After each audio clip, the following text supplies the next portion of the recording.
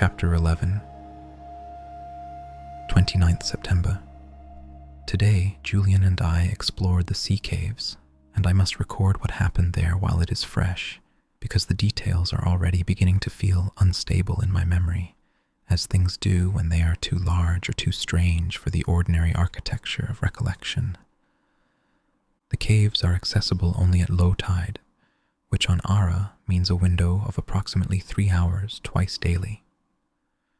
The entrance is at the base of the sea cliffs on the island's western shore, a 40-minute walk from Dunmore, along a path that is less a path than a theoretical agreement between the hillside and the concept of forward motion. Julian negotiated it with the annoying ease of a man whose limbs seem to have been designed for this sort of terrain. I negotiated it with the grim determination of a woman who has spent 8 years climbing into, out of, and occasionally falling down similar landscapes, and who has learned that dignity is not a prerequisite for scholarship. The entrance to the caves is a rough arch in the cliff face, perhaps 12 feet high and 8 wide, fringed with bladder wrack and encrusted with barnacles. The rock is a dark schist shot through with veins of white quartz that catch the light, what little light there is, and give the stone an appearance of marbling. The tide had receded half an hour before our arrival, and the cave floor was slick with seawater and scattered with small crabs that scuttled away from our lamplight with an air of offended dignity that I found sympathetic. "After you," Julian said, with a gesture that managed to be both gallant and ironic. How generous. I thought so. We entered. The first chamber was unremarkable, a wide, low-ceilinged space with a sandy floor and the persistent sound of dripping. The walls were rough and unworked, the ceiling hung with small stalactites that glittered wetly in the lamplight. Our footsteps echoed in overlapping rhythms, and I could hear the sea behind us, a low, constant breath that grew quieter as we moved deeper. It was in the second chamber that things became interesting. The passage narrowed to a gap, barely wide enough for a person to pass through sideways. Julian had to turn his shoulders and duck his head, and I heard him mutter something that I am fairly certain was not in English, and then opened abruptly into a space that was, by any standard, extraordinary. The chamber was roughly circular, perhaps 30 feet across and 20 high, and the walls were covered, floor to ceiling, without gap or interruption, in the same pale bioluminescence I had read about in McBride's survey of coastal spectral sites, but never seen in person. I stopped. I think I stopped breathing. I am not, as a rule, given to awe. It interferes with note-taking. But I stood in the entrance to that chamber, and I forgot, for a moment, to be a scientist. The light was blue-green, faint but steady, and it came from everywhere. The walls, the ceiling, the standing water on the floor, which reflected it back, so that the chamber seemed to contain its own inverted sky. It pulsed, not regularly, not like a heartbeat, but in slow, irregular waves, like breath in deep sleep. The air was cold, significantly colder than the outer chamber, and tasted of salt and mineral and age, like the smell of a room that has been closed for a very long time. "Good Lord," Julian said behind me, and his voice was entirely stripped of performance, which told me more about the impressiveness of the spectacle than any amount of description could. I set my lamp down and began sketching. The walls, on closer examination, were not merely luminescent, they were carved. The light emanated from the rock itself, from within the veins of quartz, but the surface of the rock bore markings. I brought my lamp close and felt my stomach drop. The symbols, they were the same as those in the chapel of St. Bride. The Breton death markers, Lefebvre's symbols, carved into the cave wall in long, curving lines that followed the natural contours of the rock. The same 9-symbol sequence repeated in what appeared to be a continuous spiral around the chamber, and in each sequence, the 7th symbol, the crossing, was inverted, exactly as it had been in the chapel, the anomaly that is not in Lefebvre, the anomaly that is not in anyone.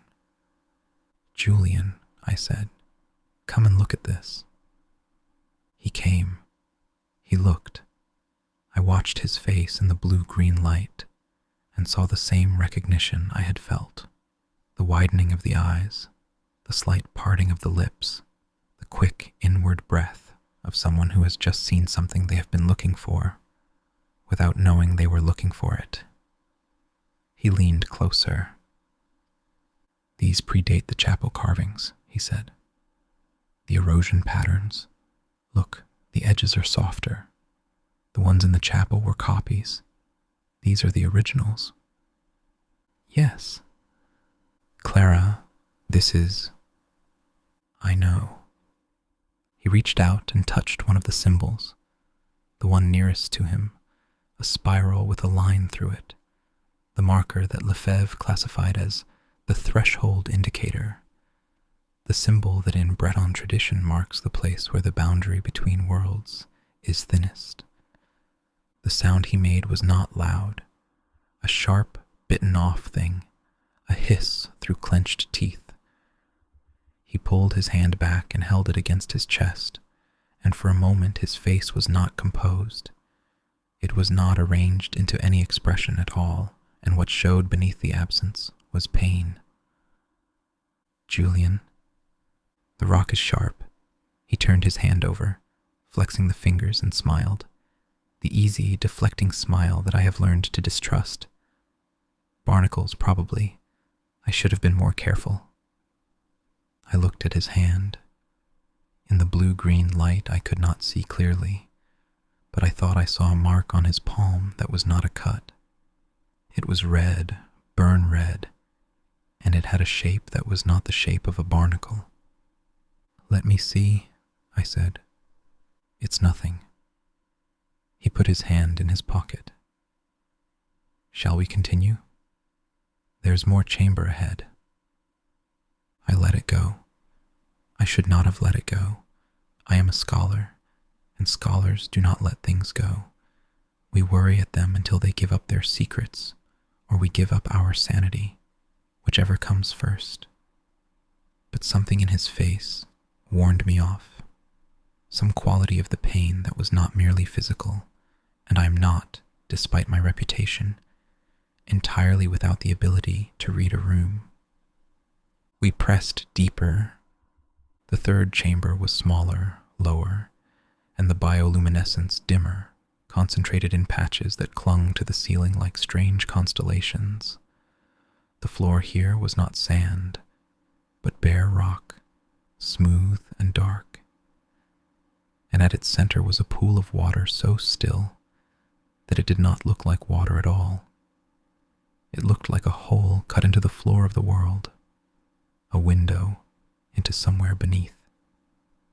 I knelt at the edge and looked down. My own reflection looked back, pale face, damp hair, spectacles slightly askew, and beyond my reflection, darkness, but not empty darkness. The darkness moved. It had depth and texture, and something that was almost color, a deep, slow shifting of gray on gray, like fog seen from above. "Don't touch it," Julian said. His voice was quiet, but there was iron in it, not metaphorical iron, though that too, an absolute certainty that I should not put my hand in that water. I looked up at him. His face was very still and very pale in the blue light, and his eyes were fixed on the pool with an expression I could not name, but that I felt, somewhere beneath my ribs, like a cold hand. You've seen something like this before, I said. Yes. In Cornwall. He looked at me. For 3 heartbeats, he said nothing. Then, yes, in Cornwall. We stayed. I sketched the chamber, the pool, the arrangement of the symbols on the walls. I counted the repetitions of the 9-symbol sequence, 7 complete spirals around the chamber walls, each with its 7th symbol inverted. 7 repetitions.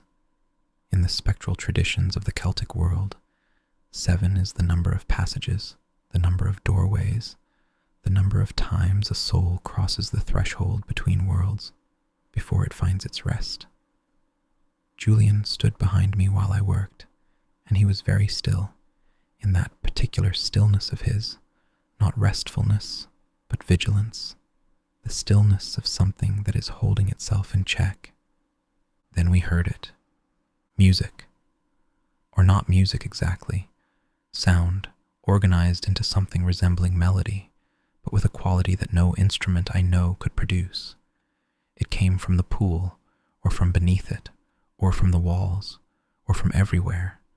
Low, resonant, circular, a sound that seemed to turn in on itself, folding and refolding, each note containing the echo of the note before it and the promise of the note to come. It was beautiful, as very deep water is beautiful. You could fall into it, and the falling would feel like flying, and the difference would only matter when you hit the bottom. I felt it in my chest, a pull, a leaning, a tilting of my attention toward the pool and the darkness beneath it. My hand moved. I did not tell it to move, but it moved, toward the surface of the water. Clara.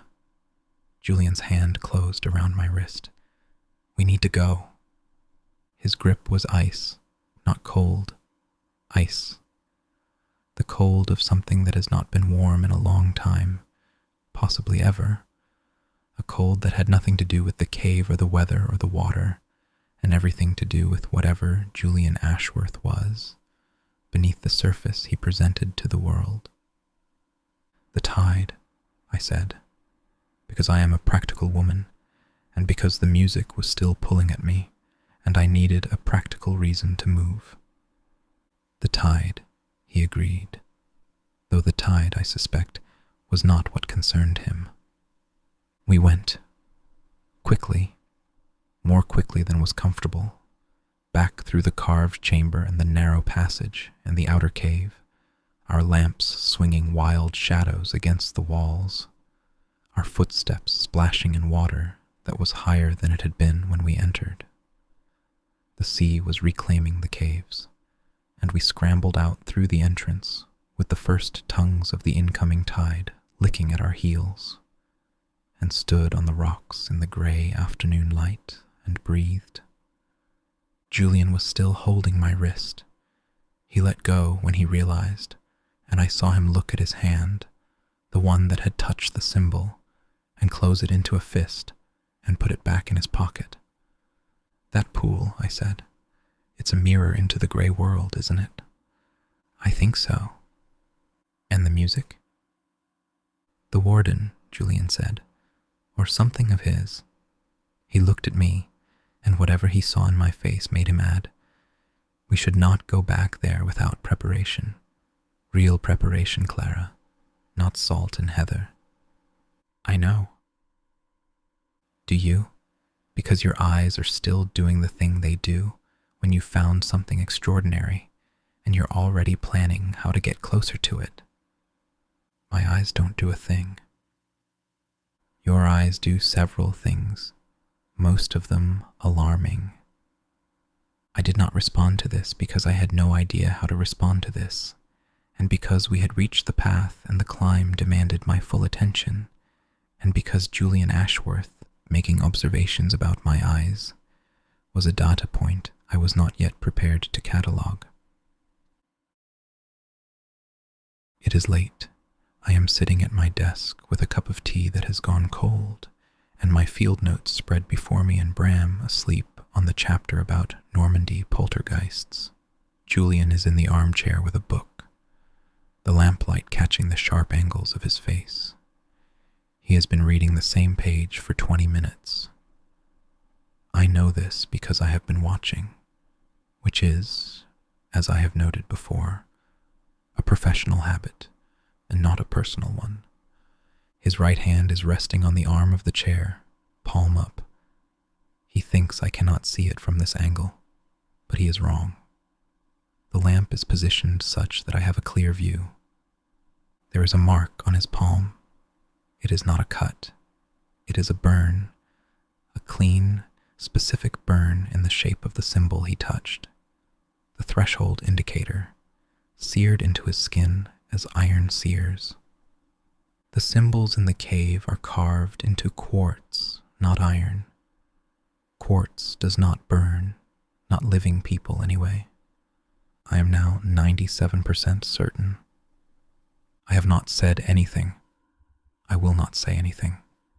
Not yet. But I am running out of percentage points, and when I reach 100, which at this rate will be soon, I will have to stop pretending that Julian Ashworth's strangeness is merely eccentric and start confronting the possibility that it is something else entirely. In the meantime, he has just looked up from the page he has not been reading and said, "You're staring at me." "I'm staring past you," I said, "at the wall. There's a crack in the plaster that I find structurally concerning. There is no crack in the plaster behind me. Then I must need new spectacles." He looked at me for a long moment, and his expression was complicated, amused and wary, and something else, something soft and unguarded that flickered across his face and was gone before I could properly see it, like a fish turning in dark water. "Good night, Clara," he said. "Good night, Julian." Bram has begun to snore. It is the only honest sound in this cottage. Notes. I refer the reader to my earlier notes on the matter of percentage certainty regarding Dr. Ashworth's nature. See chapters 2 and 8. The progression, 95, 96, 97, may appear incremental to the point of absurdity, and I acknowledge that there is something faintly comic about a woman recording her suspicion that her colleague is dead in the manner of a barometric reading. But I maintain that incremental certainty is preferable to precipitous certainty, which is merely another name for guessing. I will reach 100% when the evidence compels it, and not before, and I will do so through observation and documentation and the careful accumulation of data, because that is what I do, and because the alternative, asking him directly, requires a kind of emotional courage that I do not, at present, possess. There, I have admitted it. I trust this journal to keep the secret.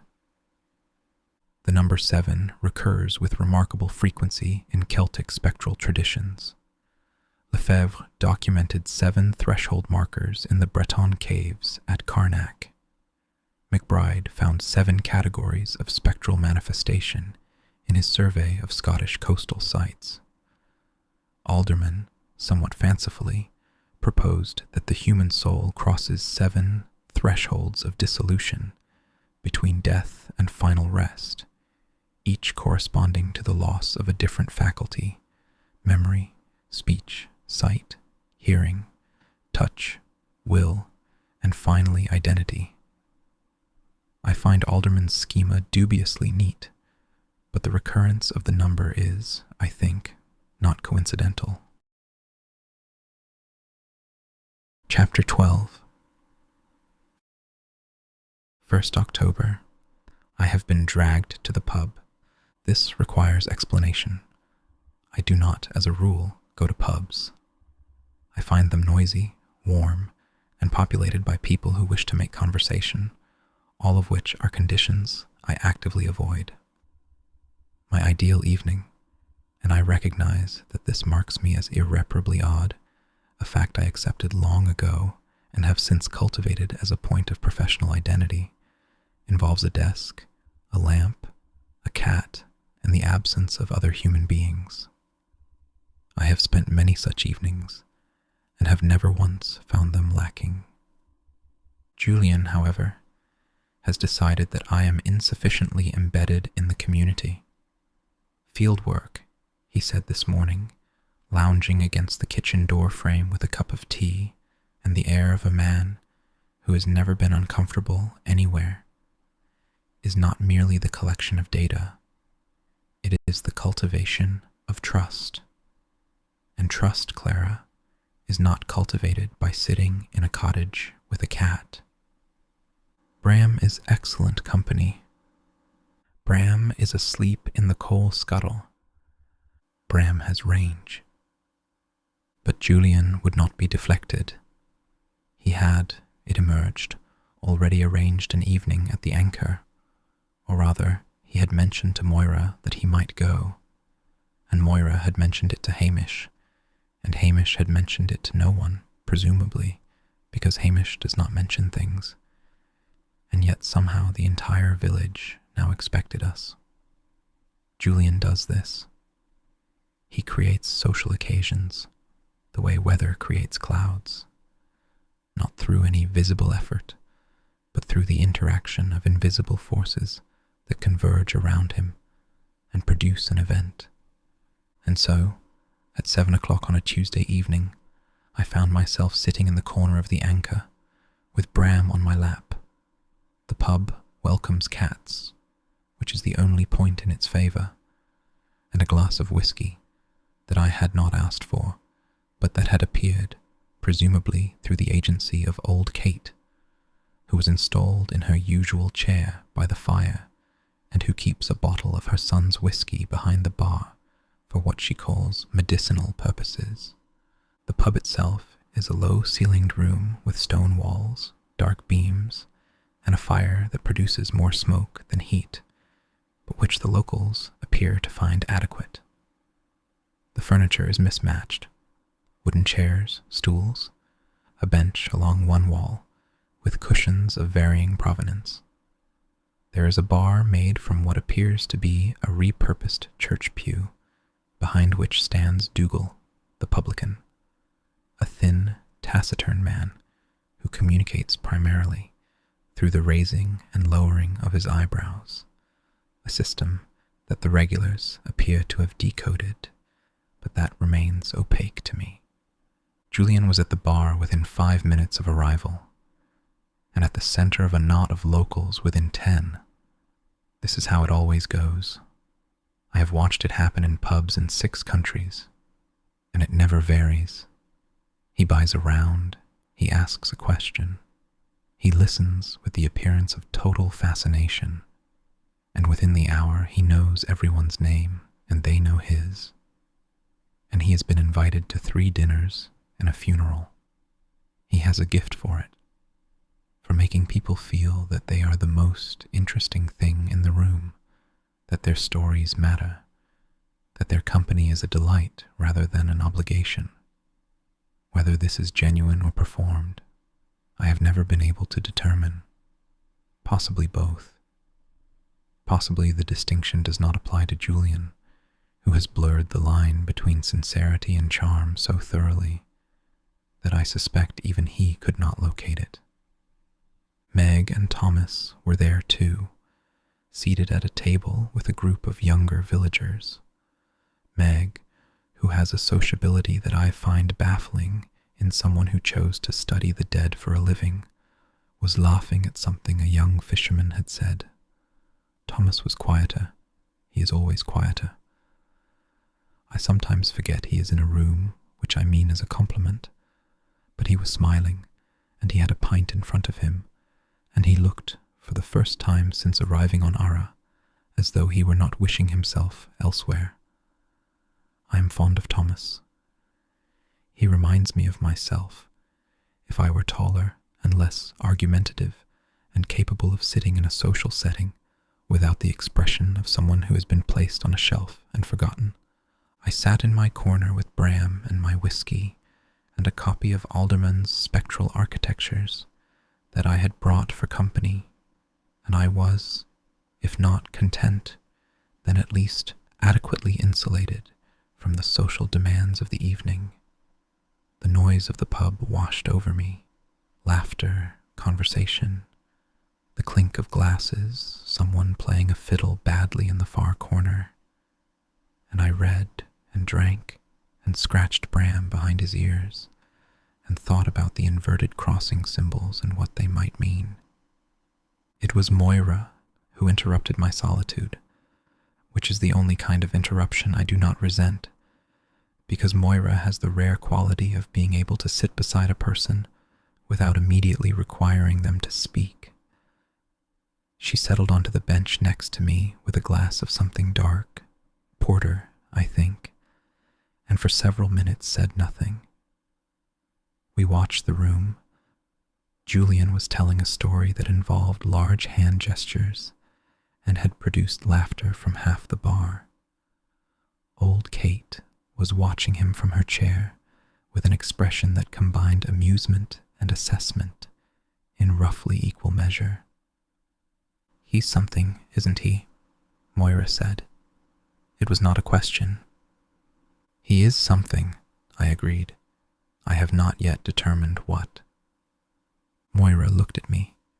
Her face in the firelight was warm and serious, a face that holds things well, that does not spill. "I wanted to tell you something," she said, "about what you're studying." I closed Alderman, slowly, because I did not want to appear too eager, and because scholars who appear too eager tend to frighten informants, a lesson I learned in Bavaria when a potential source fled mid-interview because I leaned forward at an injudicious moment. "My grandmother," Moira said. "She could see them, the grey walkers." I said nothing, waiting. "She was born here, on Arra, in 1838. She lived here her whole life, and from the time she was small, she could see things. People who weren't there, she used to say, though she knew they were there, just not in the same way. She saw them on the moor, mostly, walking in the fog, sometimes at the shoreline." "Was she frightened of them?" "No." Moira's voice was steady. She said they were just the dead, going about their business, like the living, only quieter. A pause. She said the warden kept them in order, that without him they'd drift, lose themselves, forget they were dead, start troubling the living. The warden gave them purpose, or at least direction. This was significant. A living informant with a direct familial link to someone who had perceived the grey walkers. Seers are rare. I have encountered fewer than a dozen in my career, and most of those were in communities with long spectral traditions. The ability to perceive spectres without artificial aid is not well understood. Alderman believed it to be hereditary, passed through maternal lines. McBride thought it was a sensitivity acquired through proximity to spectral activity in early childhood. I incline toward a combination of the two, but the data is insufficient for certainty. "And you?" I asked, as carefully as I could. "Have you seen anything?" Moira was quiet for a long time. The fiddle player had launched into a reel, and several people were clapping along. Julian was dancing. Of course he was dancing, with a tall, dark-haired young woman I recognized as Kenna, Fiona's older sister, who was regarded by the village as its great beauty, and who was regarding Julian with the cool, appraising expression of a woman who has been admired before and has not found it very interesting.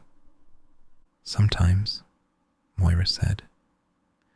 "At the edges, in the fog mostly, or at dusk. I'll see a shape, a movement, something that shouldn't be there, but is. She looked down at her hands. I never told anyone except my grandmother, and she died when I was 12. You're a seer, I said. I did not inflect it as a question because it was not one. I don't know what I am. She looked at me, and in her eyes I saw something I recognized. The particular loneliness of a person who perceives things that others do not, and has spent years wondering whether the fault lies with the world or with herself. I know that loneliness.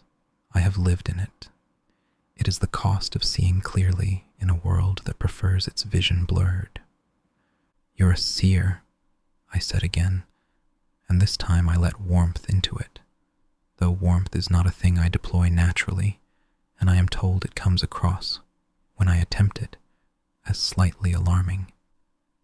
It's not common, but it's documented.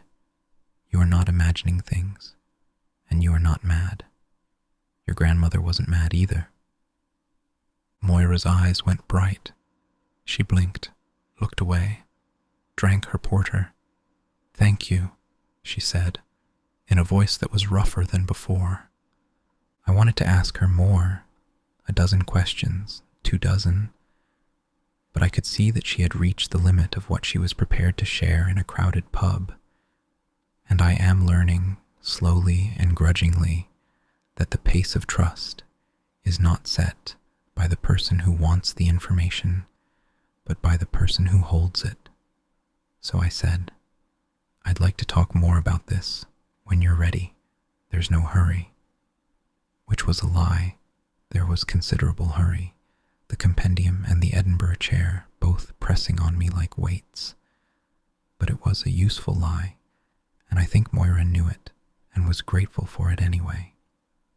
She nodded, and we sat together in companionable silence and watched the room.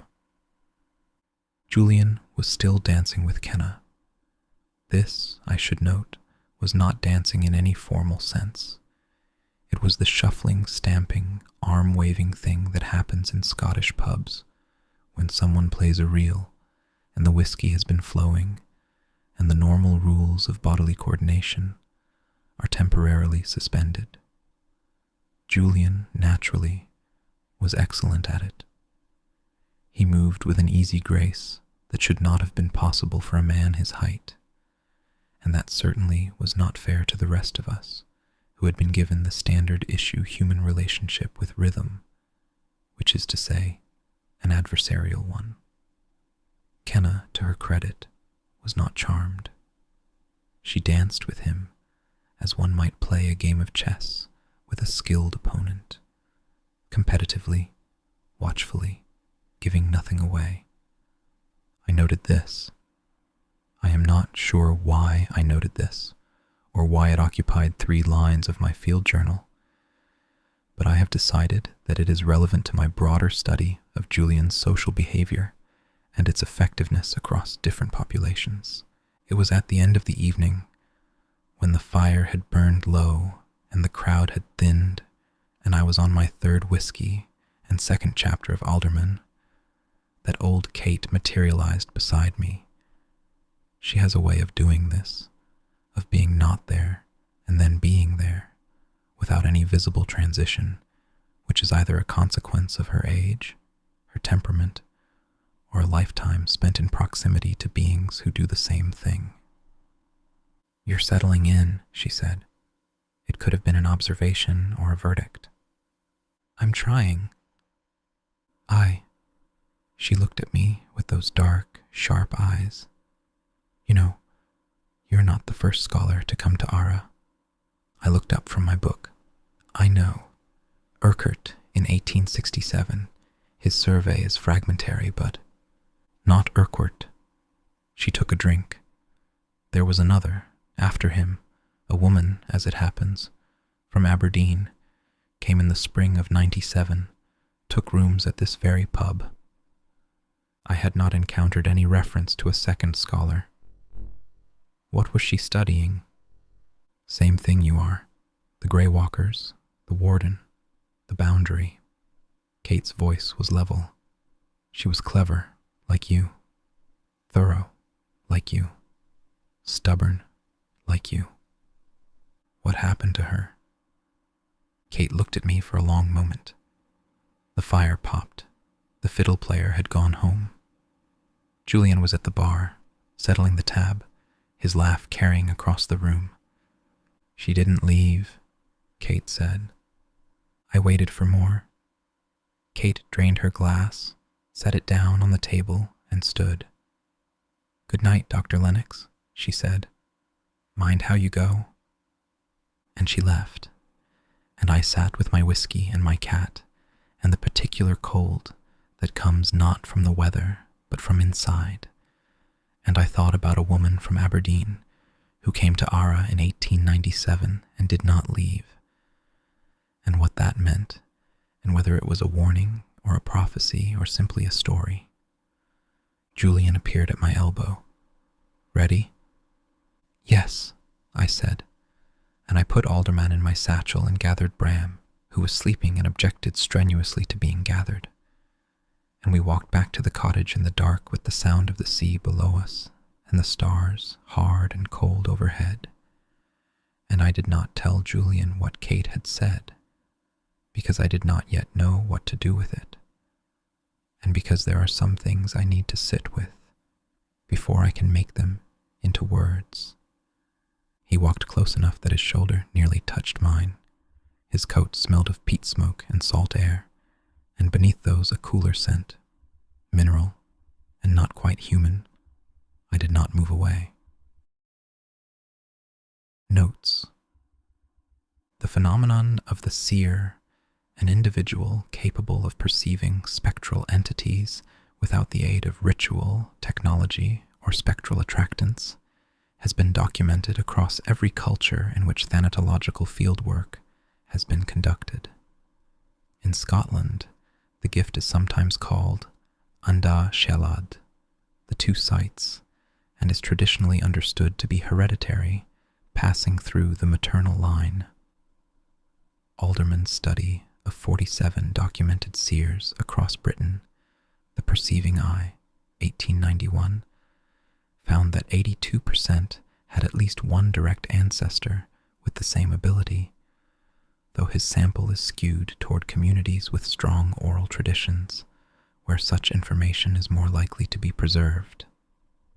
McBride's rival hypothesis, that the seer's gift is acquired through early exposure to spectral activity, is supported by the observation that seers are disproportionately common in communities like Arra, where the boundary between worlds is naturally thin. I suspect the truth, as usual, lies in the space between the two positions, which is where truth generally lives, and where scholars generally refuse to look. Chapter 13. 5th October.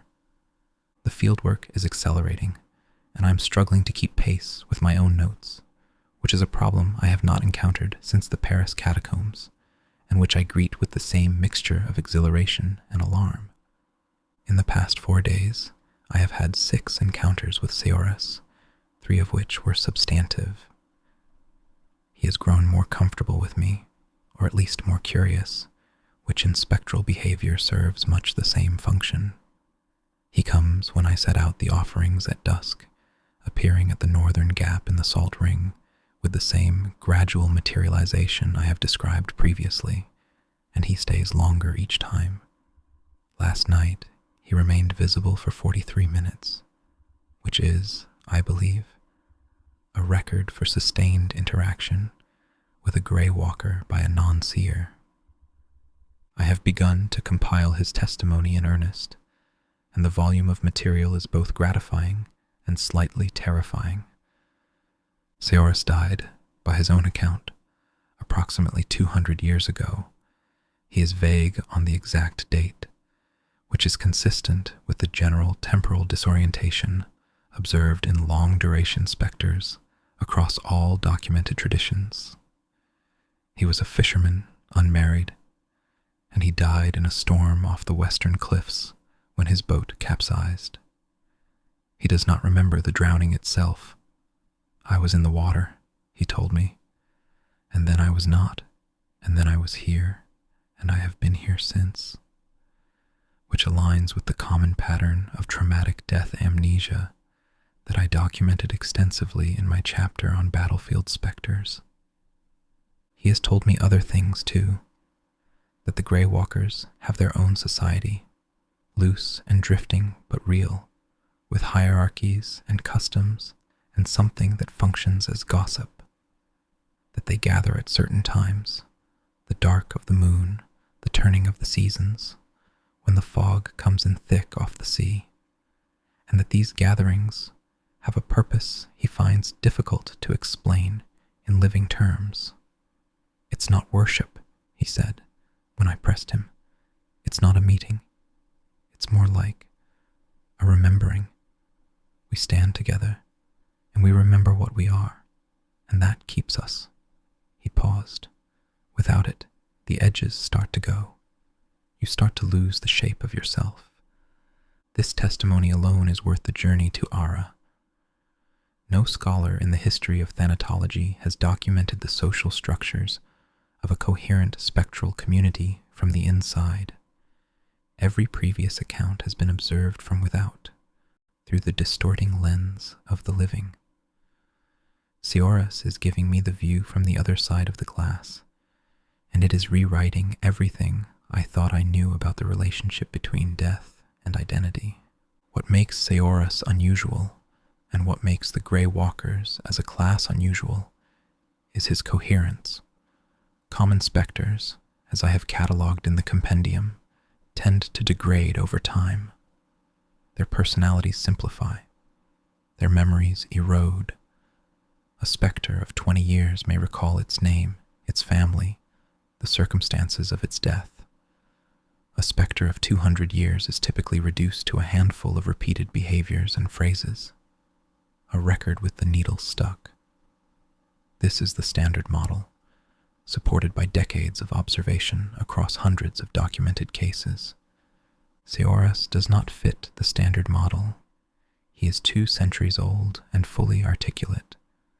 He has opinions, preferences, a sense of humor, dry, and occasionally at my expense. He remembers not only the details of his life, but the details of the lives that have unfolded on Arra since his death. The births, the marriages, the storms, the shipwrecks, the comings and goings of generations. He is, in a sense, the island's memory, and he carries it lightly, like a man carrying a familiar pack on a long-walked road. I asked him about this. I asked why he had not degraded. The warden, he said simply. The warden preserves you. The warden keeps us, like a shepherd keeps sheep. He smiled, a thin, translucent expression, more implied than visible. We don't wander, we don't forget, we don't fade. That's his function. That's what the wall does. The wall between worlds? It holds us together as much as it holds us apart. Without it, we'd scatter, lose ourselves, become nothing. He paused. Some of us nearly did once. Before the warden. The old dead. The ones from before the bargain. They're gone. Scattered like smoke. No one remembers them. Not even themselves. This is, if accurate, extraordinary.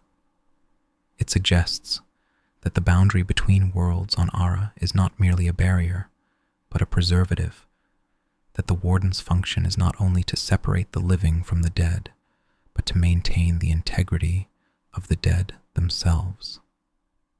I have not encountered this concept in any of the existing literature, and I intend to devote a substantial portion of the Grey Walker chapter to its implications. On the 3rd day, Seoras brought someone. I was at the Standing Stones at dusk, as usual, with my offerings and my field journal and my thermometer and the new lamp I had purchased from the shop, the old one having been knocked off a rock by a gust of wind and smashed, which I considered an act of deliberate sabotage by the island's climate. Seorus appeared at his customary spot, and beside him, flickering, uncertain, like a candle in a draught, was a second figure. She was a woman, old, or at least she had been old when she died. Her spectral form retained the stoop, the thinned hair, the knotted hands of advanced age. She was less solid than Seorus, her edges blurred, her features indistinct, and she did not speak. She stood beside him and looked at me with an expression that I could not read, curiosity, perhaps, or wariness, or something between the two that does not have a name in the vocabulary of the living. "This is Mairead," Seorus said. "She died before me, 50 years before, near enough. She wanted to see you." "Why?" "Because you're warm."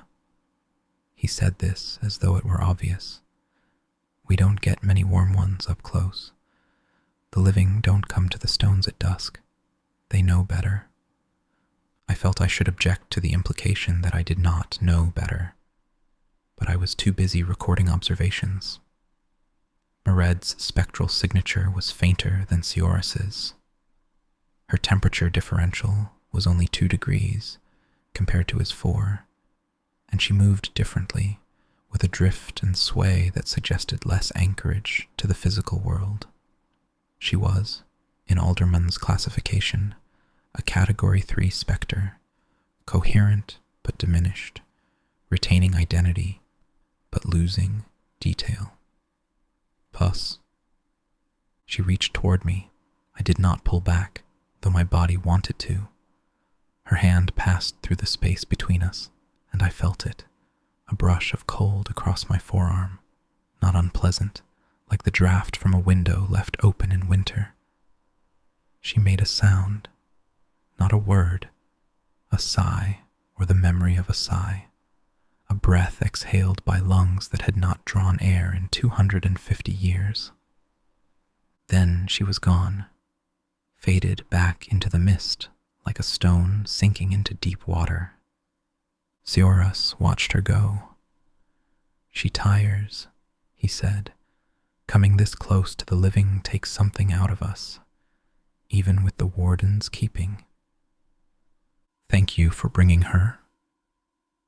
He looked at me with his translucent eyes, and something in his expression shifted, became heavier, more serious, in a way that Spectres' expressions rarely do.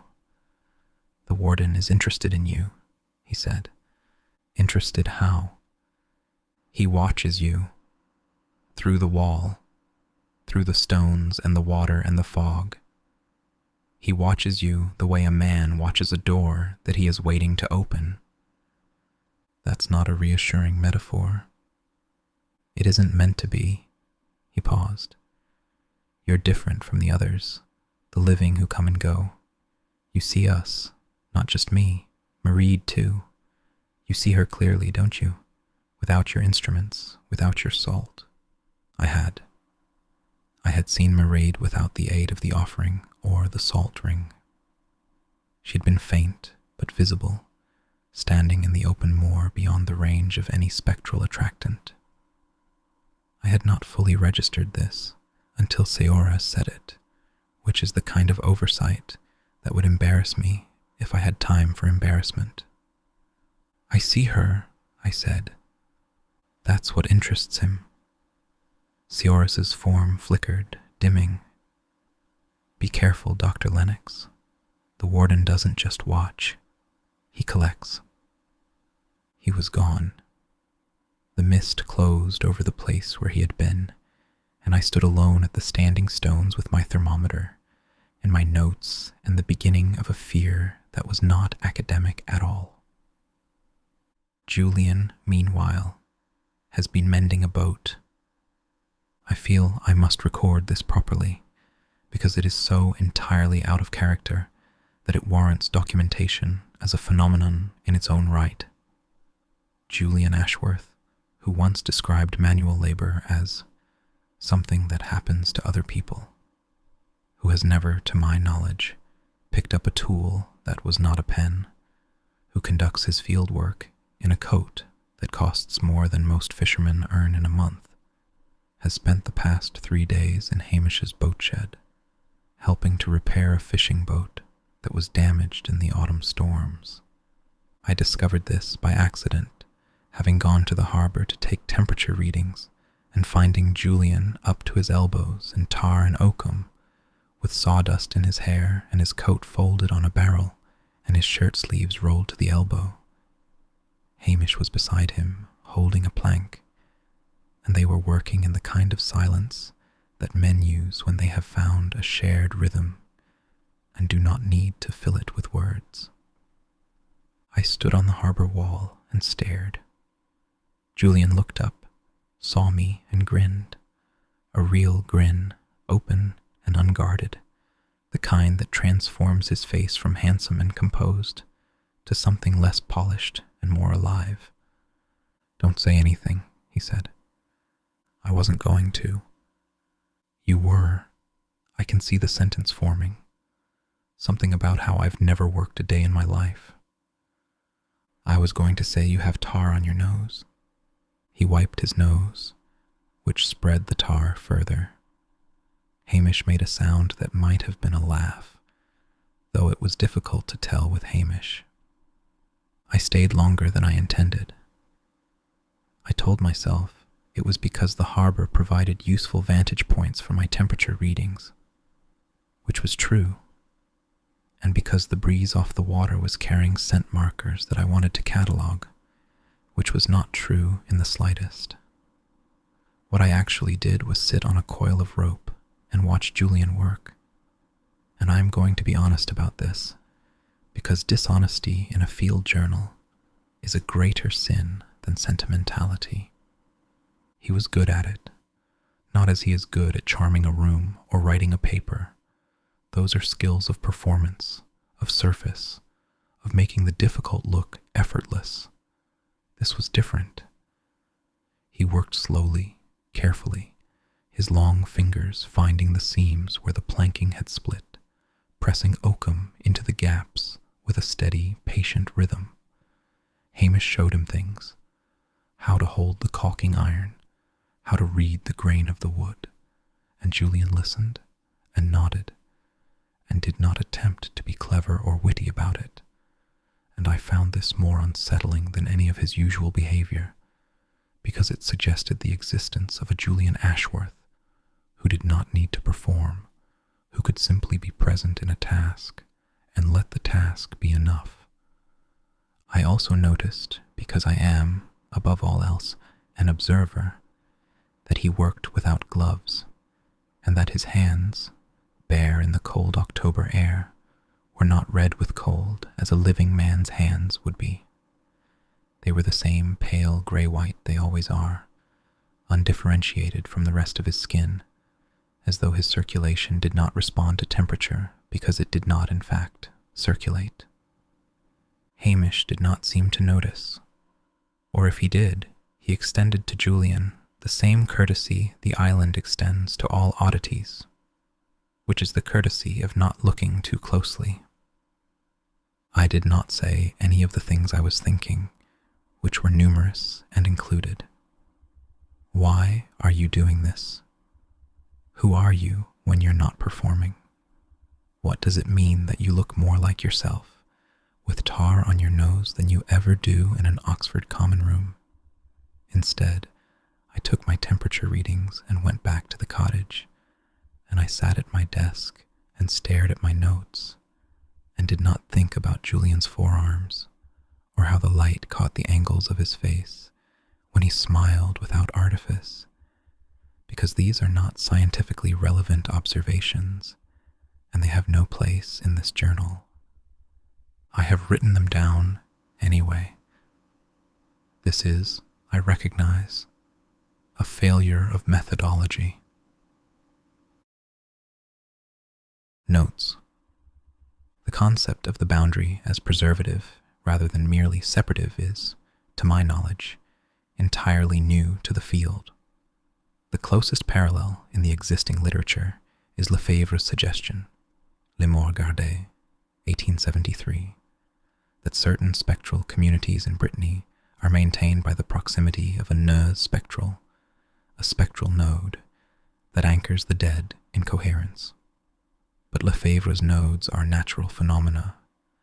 The warden of Arra is an artificial one, a mortal man made into a mechanism of preservation. The implications for our understanding of the relationship between the living and the dead are considerable, and I find myself, for the first time in years, uncertain whether my existing theoretical framework is adequate to the task. Alderman's classification system divides spectral manifestations into 5 categories based on coherence and communicative ability. Category 1, full coherence, sustained communication. Category 2, substantial coherence, limited communication. Category 3, partial coherence, nonverbal communication. Category 4, fragmentary, repetitive behaviors, no communication. And Category 5, residual, non-interactive impressions, often called recordings or stone tape phenomena. The system is imperfect. It treats coherence as a linear spectrum, when in fact it is more accurately described as a constellation of independent variables. But it remains the standard framework in British thanatology, largely because no one has proposed a better one. I have included a revised classification system in Appendix C of the Compendium, which I modestly believe to be superior, and which no one has read because the Compendium is not yet finished.